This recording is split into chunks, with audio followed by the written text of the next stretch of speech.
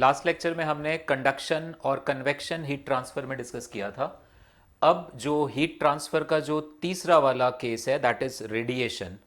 Radiation में एक object से, जैसे ये अगर हमारे पास एक ऑब्जेक्ट है, ये हॉट ऑब्जेक्ट है, ठीक है, और इस तरफ कोई भी कोल्ड ऑब्जेक्ट है, तो इस रेडिएशन में हॉट ऑब्जेक्ट से कोल्ड ऑब्जेक्ट की तरफ एनर्जी इलेक्ट्रोमैग्नेटिक वेव्स के फॉर्म में प्रोसीड करती है, ऐसे in the form of electromagnetic waves. Speed of light पे जाएगी एनर्जी।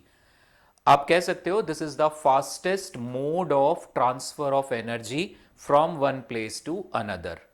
कंडक्शन में हमने क्या देखा था? मॉलिक्यूल्स जो मीडियम के थे वो सिर्फ अपनी जगह वाइब्रेट कर रहे थे। आगे वाले मॉलिक्यूल्स जो रिलेटिवली लो टेम्परेचर पर थे उन्हें एनर्जी पास कर रहे थे। कन्वेक्शन में मॉलिक्यूल्स खुद ही एक जगह से दूसरी जगह जा रहे थे। आप नोट करो, इस मेथड में, इस मोड में मीडियम की कोई जरूरत ही नहीं है। इस जगह से इस जगह तक एनर्जी, इवन इफ बीच में अगर वैक्यूम भी है, इट कैन प्रोपगेट। सन से जो हमारे अर्थ तक एनर्जी आ रही है वो रेडिएशन के फॉर्म में ही। तो लिखो इस बात को, in this process energy is transferred, in this process energy is transferred from one object to another in the form of electromagnetic waves। कहीं पर भी अगर फास्ट हो जाऊं तो आप वीडियो पॉज करके नोट कर लेना।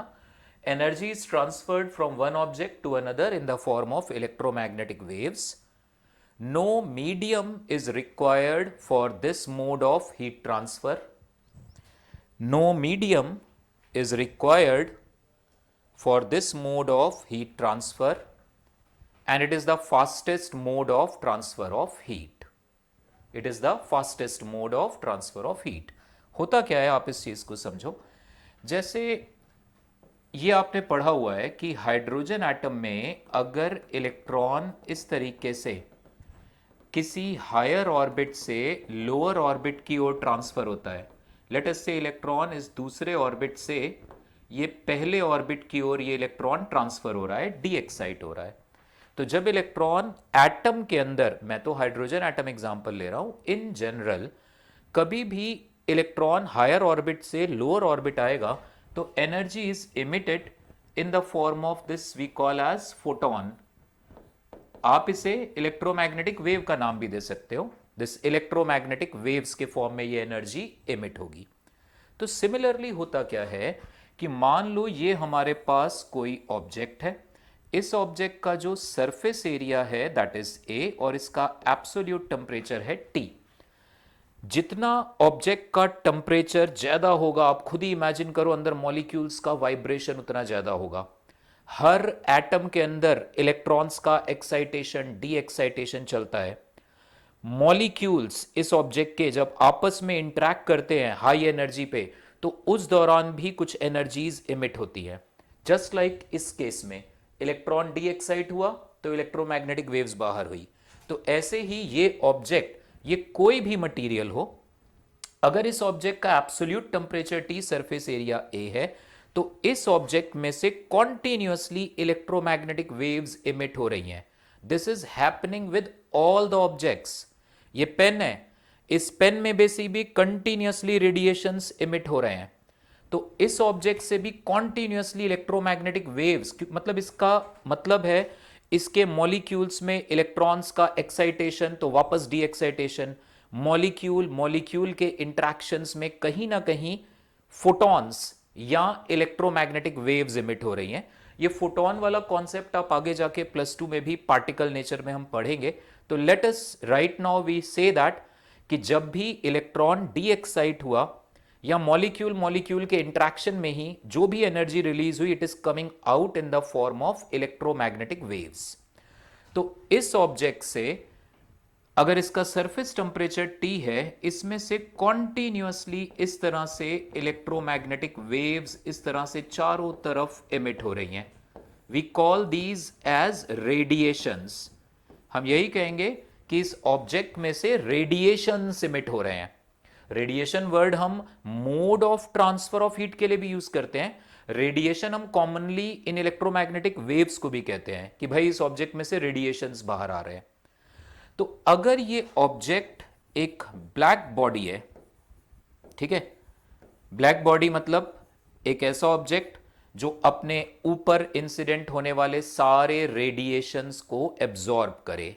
कोई भी ऑब्जेक्ट है जनरली जब इस ऑब्जेक्ट पे आसपास से कहीं से रेडिएशंस आके गिरते हैं तो थोड़े से वो एनर्जी एब्जॉर्ब होती है, ट्रांसमिट भी होती है थोड़ी बहुत अगर पतला ऑब्जेक्ट है, रिफ्लेक्ट भी होती है।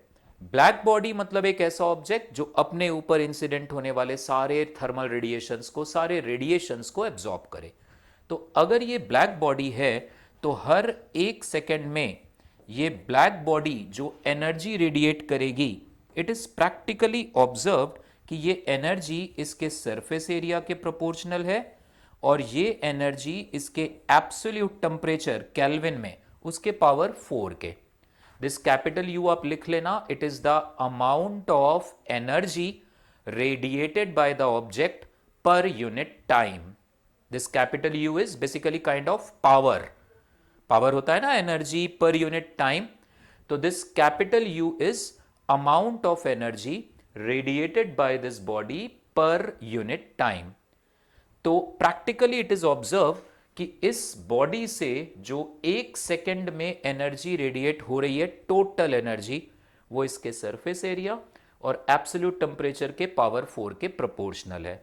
सो जब हम इन्हें कंबाइन करेंगे, so we will get what, this U is equal to sigma A T power 4, जहां पे sigma is a universal constant, हम इसको नाम देते हैं स्टीफेंस कांस्टेंट, ठीक है, और इस सिग्मा की वैल्यू आती है 5.67 इंटू 10⁻⁻8 वॉट पर मीटर स्क्वायर केल्विन पावर 4। आप यहीं से देख सकते हो, ये है जूल पर सेकेंड, तो ये वॉट है, इधर एरिया नीचे आएगा तो metre square and kelvin power 4।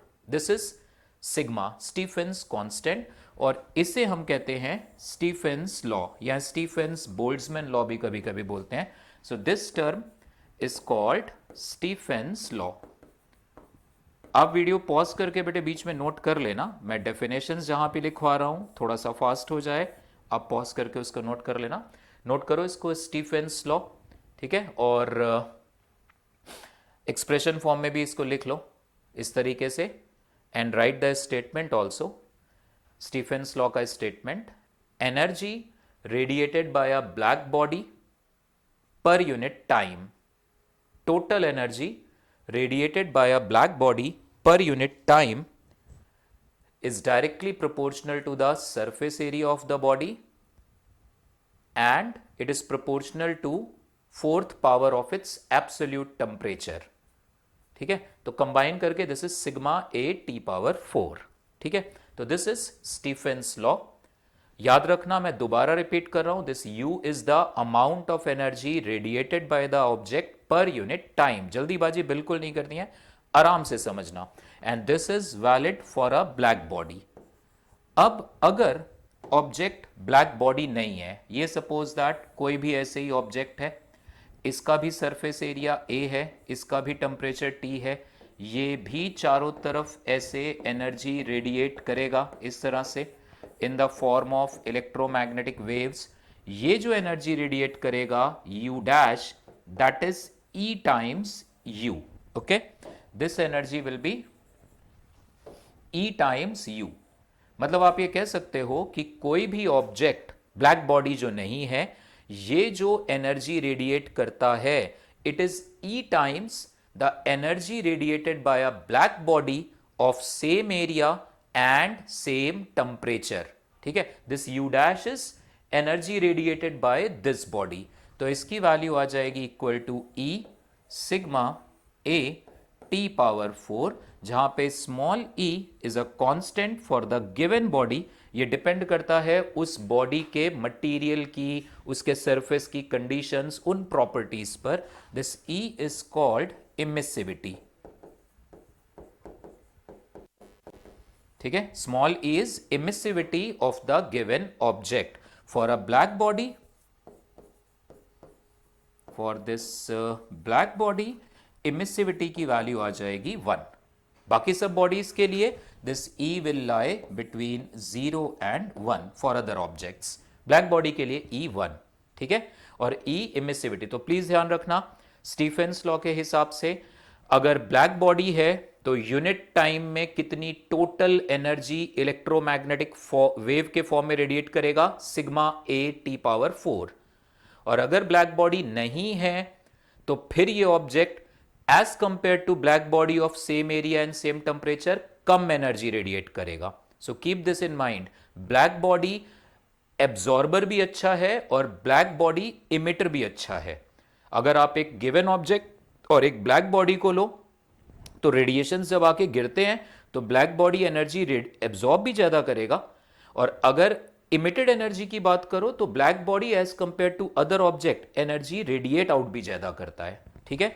So this E emissivity, और इसकी डेफिनेशन आप यहां से लिख लो इस एक्सप्रेशन से, it is you dash upon you, ठीक है। इमिसिविटी की डेफिनेशन आएगी, it is the ratio of energy radiated by the given body and energy radiated by a black body of same area and same temperature।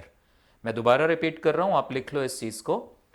emissivity is defined as emissivity of a given object is defined as the ratio of energy radiated by the given body and energy radiated by a black body of same area and same temperature, ठीक।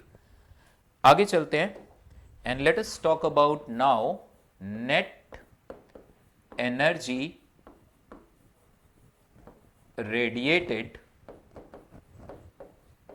Bye given object. Net energy, Stephen's law में हमने बात करी सिर्फ energy radiated के बारे में। अभी ध्यान से समझना, लेट अस सपोज दैट ये एक बड़ा सा कोई हॉल है, ऐसे बहुत बड़ा सा एक रूम है कोई, ये एक ऑब्जेक्ट रखा हुआ है, इसका सरफेस एरिया ए है, टेम्परेचर टी, और इस पूरे रूम का यानी इस पूरी सराउंडिंग का टेम्परेचर है टी नॉट। तो अकॉर्डिंग टू स्टीफेंस लॉ, ठीक है, मेरी बातें बहुत ध्यान से सुनना, स्टीफेंस लॉ हमें सिर्फ ये बताता है कि ये ऑब्जेक्ट एक सेकेंड में कितनी टोटल एनर्जी रेडिएट कर रहा है, दैट्स ऑल। एक सेकेंड में ये ऑब्जेक्ट कितनी एनर्जी रेडिएट कर रहा है, ई सिग्मा ए टी पावर 4, इतनी एनर्जी ये ऑब्जेक्ट एक सेकेंड में रेडिएट कर रहा है। नाउ एब्जॉर्ब भी तो कर रहा होगा, क्योंकि स्टीफेंस लॉ तो इस सराउंडिंग पे भी वैलिड है। सराउंडिंग भी तो यहां से एनर्जी रेडिएट होके इस पे आ रही होगी, अच्छा यहां से एनर्जी रेडिएट होके इधर भी जा रही होगी। भाई इस हॉल से, इस हॉल की जो दीवारें हैं, सपोज और तो कोई यहां नहीं पड़ी थी चीज, वॉल्स जो हैं they were at temperature T not, तो वहां से एनर्जी रेडिएट होके इस ऑब्जेक्ट पे आके गिर रही है। और ऐसा नहीं है कि इन दीवारों से जो भी टोटल एनर्जी रेडिएट हो रही है सब इस पे ही आके गिरेगी, यहां से एनर्जी इधर भी जाएगी, इधर भी, यहां से एनर्जी ऐसे आके इस पे गिरेगी। अब इस पे आके एनर्जी गिरेगी तो ये उसमें से कुछ एनर्जी एब्जॉर्ब भी करेगा, there is a term called absorptive power, मैं उस पे बाद में आऊंगा। तो हमें यह पता करना है कि इस ऑब्जेक्ट ने एक सेकेंड में एनर्जी एब्जॉर्ब कितनी करी। तो एक सेकेंड में इमिट इतनी एनर्जी कर रहा है, एब्जॉर्ब कितनी करेगा वो पता लग गया तो नेट रेडिएटेड पता लग जाएगा। मान लो ये 100 जूल है, तो एक सेकेंड में ये 100 जूल एनर्जी रेडिएट कर रहा है और मान लो 60 जूल एब्जॉर्ब कर रहा हूं। अब एब्जॉर्ब कितनी करेगा इस पे तो स्टीफेंस का लॉ है नहीं, वो तो खाली रेडिएटेड के बारे में है, ठीक है। अच्छा लॉजिकली जरा सोचो, जो ये ऑब्जेक्ट एनर्जी एब्जॉर्ब कर रहा है वो आखिर किस पे डिपेंड कर रही है? आई एम रिपीटिंग, जो ये ऑब्जेक्ट एनर्जी एब्जॉर्ब कर रहा है क्या वो इसके खुद के टेम्परेचर पे डिपेंड कर रही है? नहीं, जो ये एनर्जी एब्जॉर्ब कर रहा है वो इन बातों पे डिपेंड कर रही है कि सराउंडिंग ने कितनी एनर्जी इसकी तरफ भेजी। इसकी तरफ, सराउंडिंग ने इधर भी भेजी है, तो सराउंडिंग ने इसकी तरफ एनर्जी, मान लो इस पूरे सराउंडिंग ने इस ऑब्जेक्ट की तरफ जो एनर्जी भेजी इमिट करके, लेट अस से वो 100 जूल एनर्जी थी, जस्ट फॉर एग्जांपल मैं आपको समझा रहा हूं। सराउंडिंग से एनर्जी चली। अच्छा, इस ऑब्जेक्ट के मटेरियल की प्रॉपर्टी है कि इस पे जो भी एनर्जी गिरती है ये उसमें से आधी एब्जॉर्ब कर लेता है। ठीक है, तो 100 जूल में से ये कितनी एनर्जी एब्जॉर्ब कर लेगा? 50 जूल एब्जॉर्ब कर लेगा। मान लो मैं आपसे कहता है इस ऑब्जेक्ट का टेम्परेचर टी के अलावा कुछ और है, तो क्या इन दोनों में से कोई चीज बदलती? क्योंकि ये 100 जूल तो डिपेंड कर रहा है वॉल्स का टेम्परेचर क्या है, वो भेज रहे हैं ना एनर्जी, तो वॉल्स का टेम्परेचर डिसाइड कर रहा है। उसमें से आधी एनर्जी जो एब्जॉर्ब होनी है वो इसका मटेरियल की प्रॉपर्टी डिसाइड कर रही है, नॉट टेम्परेचर।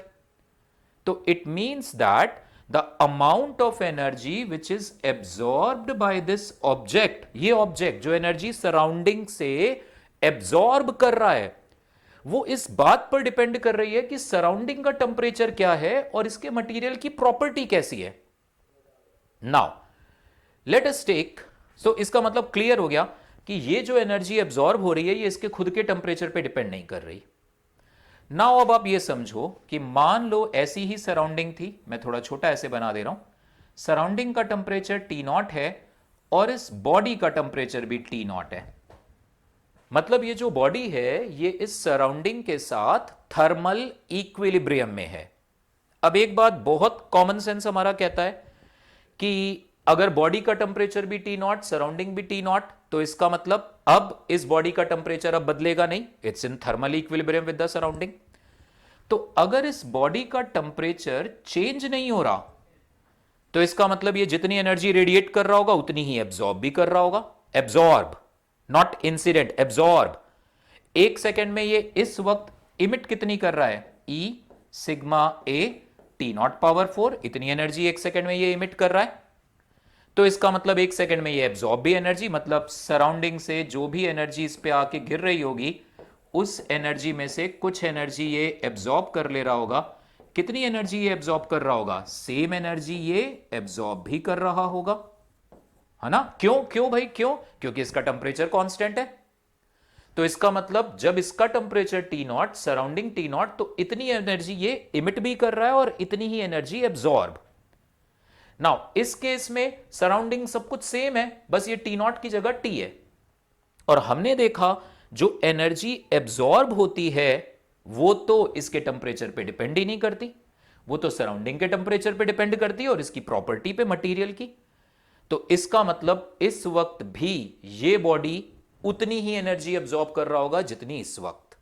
ठीक है, सो इसका मतलब एक सेकेंड में इसने इतनी एनर्जी इमिट करी और एब्जॉर्ब कितनी कर रहा होगा ये? ई sigma A T not power 4। Please confuse मत होना, ये ई वॉल्स की इमिसिविटी नहीं है, इसी बॉडी की इमिसिविटी है, इसी का एरिया है।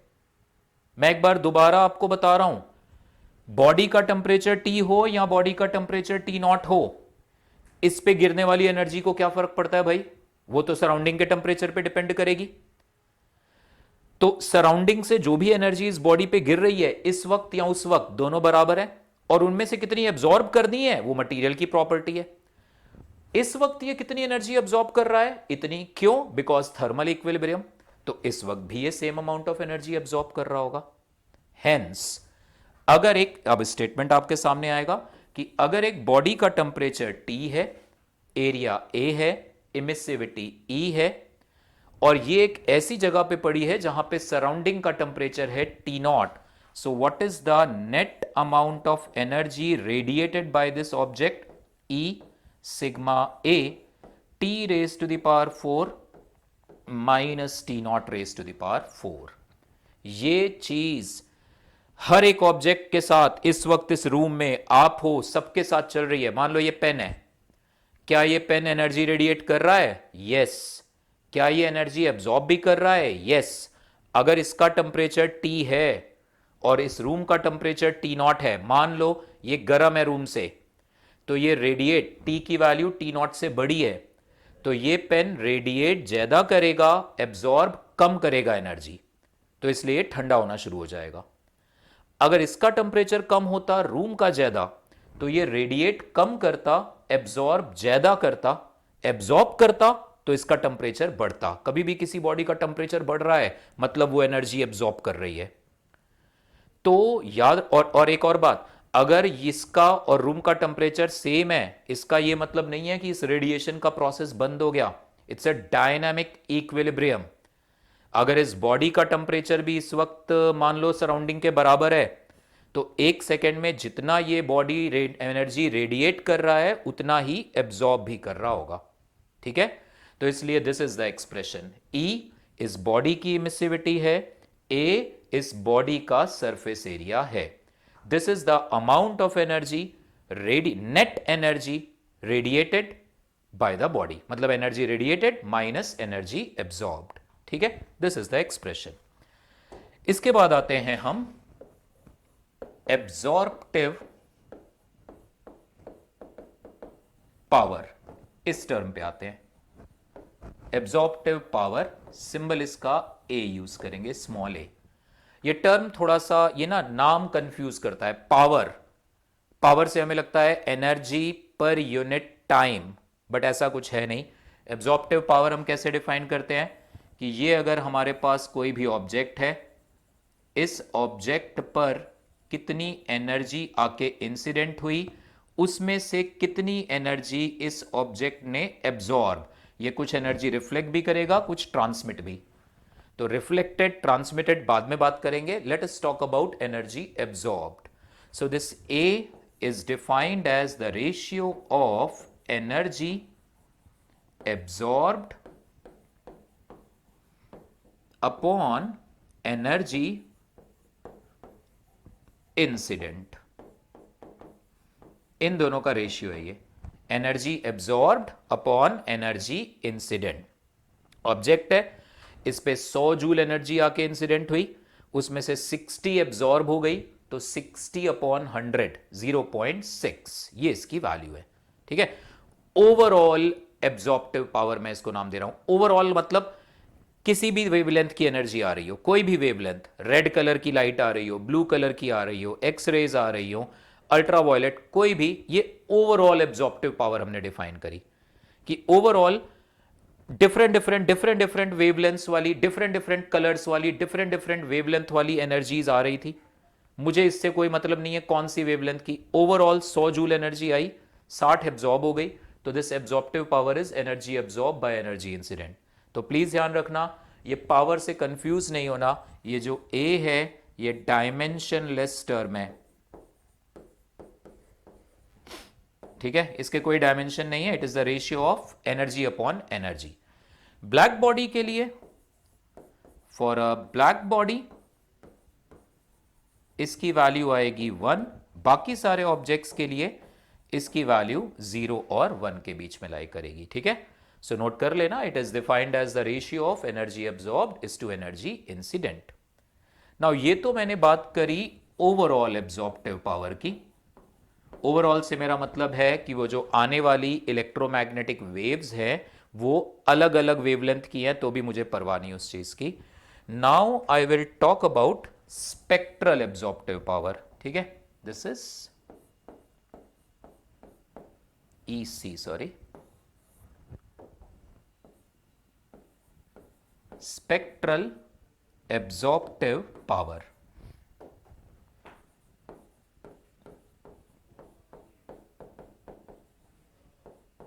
ये देखते हैं स्पेक्ट्रल एब्जॉर्प्टिव पावर। कभी भी ये स्पेक्ट्रल वाला वर्ड आ जाए मतलब corresponding to a given wavelength, मतलब अब मतलब ऐसा है कि ये एक ऑब्जेक्ट है, लेट अस से इस ऑब्जेक्ट पर जो एनर्जी आ रही थी, टोटल कितनी एनर्जी आ रही है मुझे उससे कोई मतलब नहीं है। ब्लू कलर वाली लाइट भी आ रही है, येलो भी आ रही है, मुझे मतलब नहीं है। लेट अस से मैं इसकी एब्जॉर्प्टिव पावर चाहता था corresponding to red colour. Red colour की वेवलेंथ इज अप्रोक्सीमेटली, चलो मान लेते हैं 760 नैनोमीटर के आसपास। ठीक है, तो मैं ये देखूंगा कि इस ऑब्जेक्ट पर जो एनर्जी आ रही है टोटल कितनी आ रही है। आई डोंट वांट, मुझे 760 नैनोमीटर वाली वेवलेंथ के करस्पॉन्डिंग इसकी एब्जॉर्प्टिव पावर चाहिए। तो अब 760 एक यूनिक वैल्यू हो गई, तो हम क्या करेंगे, 760 से हाफ कम यानी 759.5 से लेकर 760.5, ठीक है, एक जस्ट एक स्टैंडर्ड हाफ कम हाफ ज्यादा मान लिया। तो हम ये देखेंगे कि इस ऑब्जेक्ट पे जो एनर्जी आ रही है, इस रेंज वाली वेवलेंथ वाली एनर्जी कितनी है। आप ऐसे बोल सकते हो कि energy incident corresponding to a given wavelength. याद रखना, आप पे जो व्हाइट लाइट भी आके गिर रही है, तो white light is mix of those different wavelengths from 380 to 760 nanometre. अलग अलग वेवलेंथ की एनर्जीज आ रही है आपके पास व्हाइट कलर में। तो इस पर भी अलग अलग वेवलेंथ्स की एनर्जी आके गिर रही है 760 नैनोमीटर के आसपास। अभी आसपास से मतलब हाफ माइनस हाफ प्लस कर लिया। तो इस ऑब्जेक्ट पर इस रेंज के अंदर इस रेंज वाली एनर्जी कितनी है, जिसकी वेवलेंथ इस रेंज में है, उसमें से कितनी एनर्जी एब्जॉर्ब हो गई, that is spectral absorptive power. So it is the ratio of energy absorb is to energy incident corresponding to a given wavelength. भाई होता ही है, ऑब्जेक्ट की प्रॉपर्टी होती है, रेड कलर के लिए एब्जॉर्प्टिव पावर हो सकता है बॉडी की ज्यादा हो, ब्लू कलर के लिए एब्जॉर्प्टिव पावर कम हो। कोई ऐसा मटेरियल हो सकता है रेड कलर वाली एनर्जी ज्यादा ऑब्जॉर्ब करे, कोई और मटेरियल हो सकता है ब्लू कलर वाली, कोई और किसी और वेवलेंथ वाली एनर्जी ज्यादा ऑब्जॉर्ब करे। तो एक पर्टिकुलर ऑब्जेक्ट की स्पेक्ट्रल एब्जॉर्प्टिव पावर अलग अलग वेवलेंथ के लिए अलग अलग हो सकती है। न्यूमेरिकल्स करते हुए आप समझ जाओगे ओवरऑल एब्जॉर्प्टिव पावर की बात करना चाह रहा है वो, या for a given wavelength. So spectral absorptive power means absorptive power corresponding to a given wavelength. It is the ratio of energy absorbed is to energy incident corresponding to given wavelength. ठीक है, so this is absorptive power. We have seen emissivity. Now next is emissive power. ये heading लिखो आप,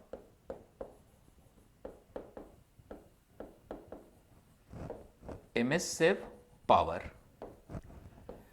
ये हम कैसे define करते हैं, इसमें कोई कंफ्यूजन नहीं है। This is capital E. Confusion in the sense जैसे एब्जॉर्प्टिव पावर, तो वो पावर वर्ड हमें कंफ्यूज करा था जबकि वो एक डायमेंशनलेस टर्म था।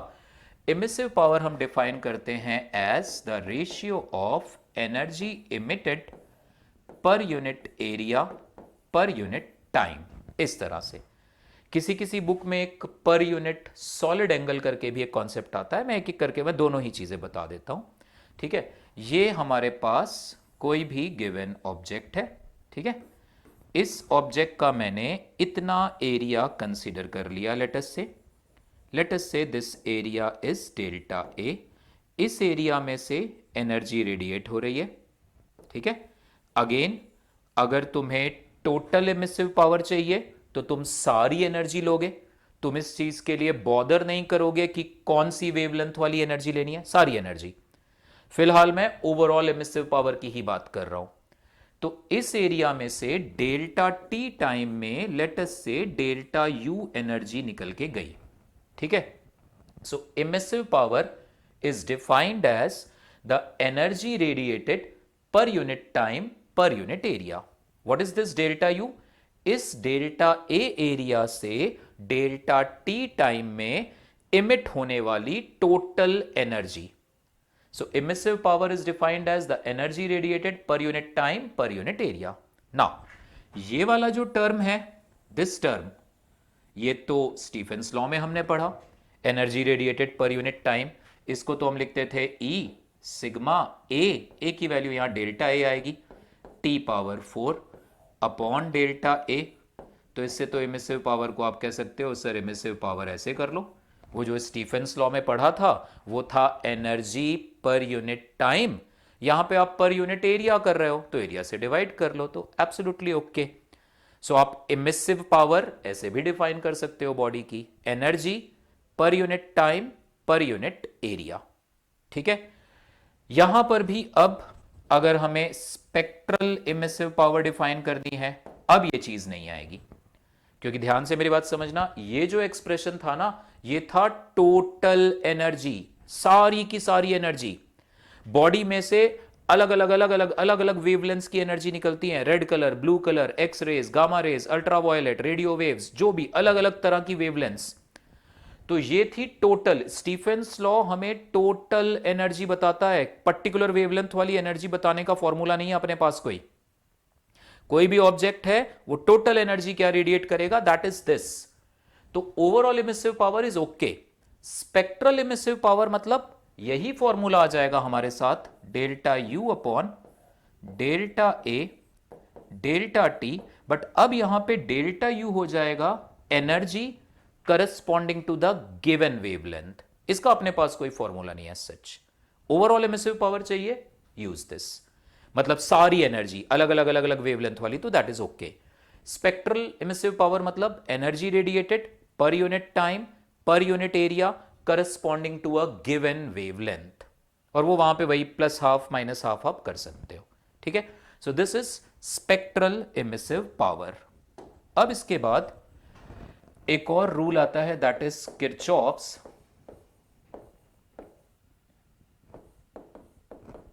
लॉ, ठीक है। किरचॉफ्स लॉ क्या कहता है इसको समझना। लेट अस से ये मेरे पास एक ऑब्जेक्ट है, ऑब्जेक्ट नंबर 1, ये मेरे पास एक दूसरा ऑब्जेक्ट है, ऑब्जेक्ट नंबर 2, ये मेरे पास एक तीसरा ऑब्जेक्ट है which is a black body, ठीक है। ये ब्लैक बॉडी है, सबका टेम्परेचर सेम है, सबका टेम्परेचर सेम। ये रूल कहता है इसकी जरा आप स्पेक्ट्रल एब्जॉर्प्टिव पावर और स्पेक्ट्रल इमिसिव पावर और एब्जॉर्प्टिव पावर का रेशियो निकालो फॉर बॉडी 1। एक पर्टिकुलर वेवलेंथ तुमने मान लो सिलेक्ट कर ली, तुमने कहा चलो यार देखते हैं कि ब्लू कलर, या लेट्स से कोई भी वेवलेंथ आपने ले ली, येलो 590 नैनोमीटर के आसपास आता है येलो का वेवलेंथ। ये अभी याद रखने की जरूरत नहीं है, +2 में इलेक्ट्रोमैग्नेटिक वेव्स चैप्टर में ये सब आएगा। तो एक पर्टिकुलर वेवलेंथ के करस्पॉन्डिंग इस बॉडी 1 की इमिसिव पावर और एब्जॉर्प्टिव पावर ये रही।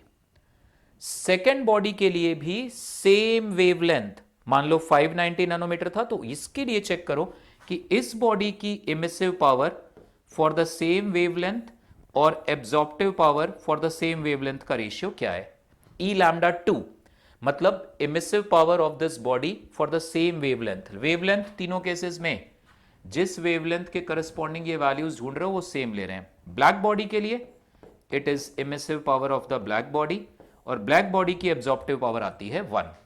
ब्लैक बॉडी मतलब कोई भी वेवलेंथ हो, हम ब्लैक आइडियल ब्लैक बॉडी तो हम कहेंगे यार कोई भी वेवलेंथ हो एनर्जी सारी की सारी एब्जॉर्ब होगी, चाहे किसी भी वेवलेंथ की एनर्जी हो।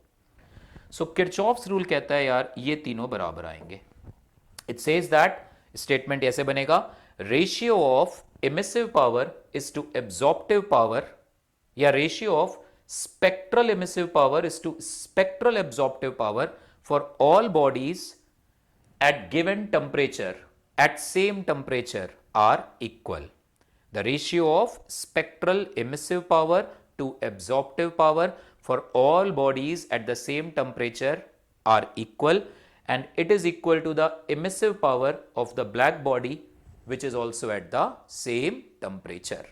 ठीक है, तो नोट कर लो इसको, किरचॉफ्स रूल को। मतलब इन शॉर्ट बस याद रखना कि इमिसिव पावर और एब्जॉर्प्टिव पावर का ratio is same for all bodies at same temperature, ठीक है। नाउ 2 पॉइंट और डिस्कस करने हैं इसमें, दोनों ही बहुत इंपॉर्टेंट है। The first one is Wien's displacement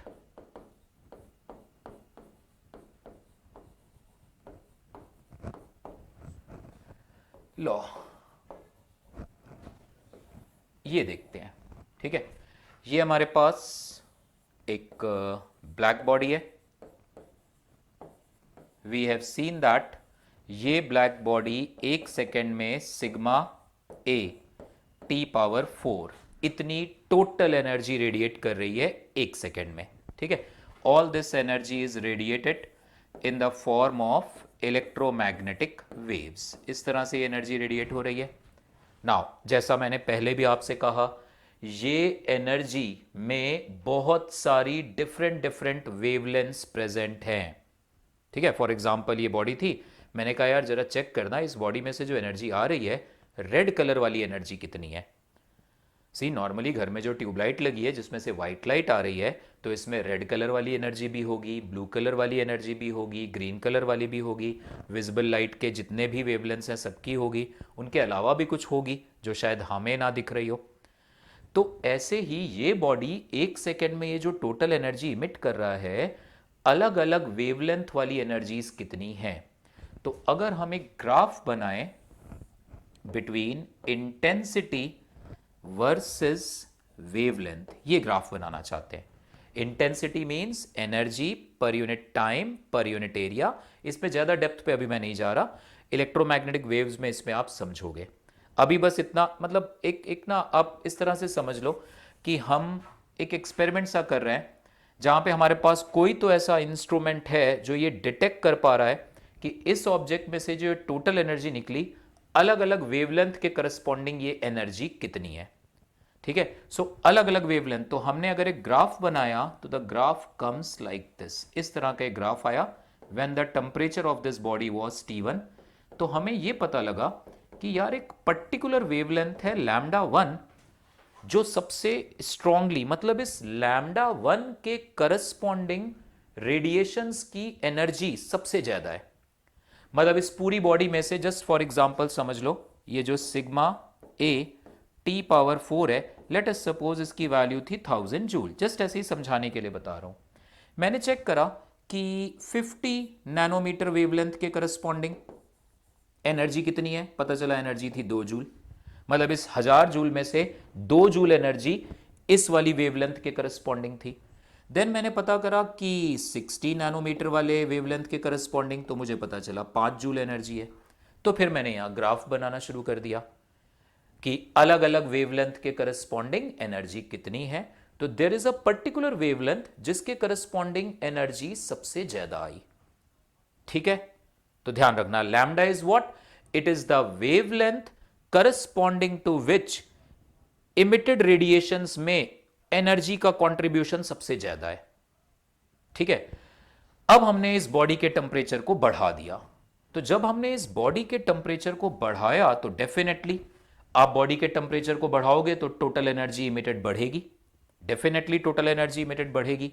graph बनाया तो सरप्राइजिंगली ये ग्राफ ऐसे आया। जिसने और ऊपर जाना था उसमें तो कोई सरप्राइज नहीं है भाई, टेम्परेचर आप बढ़ा रहे हो तो टोटल एनर्जी रेडिएटेड तो बढ़ेगी बढ़ेगी, पावर 4 के हिसाब से बढ़ेगी। सरप्राइज वॉज कि वो पर्टिकुलर वेवलेंथ की वैल्यू जिसके करस्पॉन्डिंग एनर्जी अब सबसे ज्यादा है, वो पर्टिकुलर वेवलेंथ कम है। मतलब मैं एग्जांपल के लिए बोलूं तो मान लो जब इस बॉडी का टेम्परेचर T1 था, टोटल एनर्जी ये रेडिएट कर रहा था लेट अस से 1000 जूल। तो लेट अस से 200 नैनोमीटर वाली जो वेवलेंथ थी, जस्ट मैं एग्जांपल के लिए सारी वैल्यूज आपको समझाने के लिए बता रहा हूं, कैलकुलेट मत करने लग जाना, क्योंकि आगे we have a formula, we can calculate also कि टेम्परेचर अगर आप बता दो तो मैं वो वेवलेंथ भी बता दूं जो सबसे स्ट्रांगली प्रेजेंट है। तो T1 टेम्परेचर पर ये 1000 जूल टोटल एनर्जी थी, 200 नैनोमीटर वाले के करस्पॉन्डिंग एनर्जी इसमें सबसे ज्यादा थी, दैट इज 100 जूल। बाकी किसी भी वेवलेंथ की मैं चेक करूं कि यार 90 नैनोमीटर या 100 नैनोमीटर या 150 नैनोमीटर वाली वेवलेंथ की एनर्जी वो 100 से कम है। तो 200 नैनोमीटर क्या है, 200 नैनोमीटर वो वेवलेंथ है कि इस वेवलेंथ वाली एनर्जी सबसे ज्यादा है। नाउ टेम्परेचर आपने बढ़ा दिया, टेम्परेचर आपने कितना कर दिया T2। नाउ टेम्परेचर आपने बढ़ाया तो डेफिनेटली टोटल एनर्जी बढ़ेगी, 1000 की जगह लेट अस से ये 3000 जूल हो गई एनर्जी। ठीक है, अब मैंने चेक करा तो पता लगा कि अब 180 नैनोमीटर इस वाली वेवलेंथ के करस्पॉन्डिंग एनर्जी सबसे ज्यादा है, लेट अस से ये 250 जूल है। जस्ट मैं रैंडम वैल्यूज ले रहा हूं, आई एम टेलिंग यू, आपको समझाने के लिए। ठीक है, सो जैसे जैसे टेम्परेचर बढ़ाते जाओगे टोटल एनर्जी रेडिएटेड बढ़ती जाएगी फॉर श्योर, लेकिन वो वेवलेंथ जिसके करस्पॉन्डिंग अब इन रेडिएशंस में एनर्जी सबसे स्ट्रांग है, वो वेवलेंथ की वैल्यू कम हो रही है।